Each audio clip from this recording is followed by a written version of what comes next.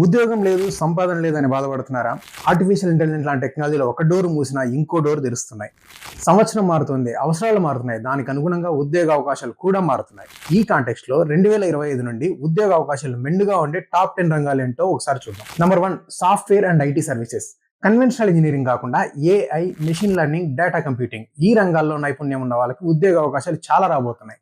నాస్కామ్ అంచనా ప్రకారం India IT సెక్టార్లో 2025 నాటికి 30 లక్షల ఉద్యోగాలు రాబోతున్నాయి. ఇక రెండోది హెల్త్ కేర్ అండ్ ఫార్మాస్యూటికల్స్.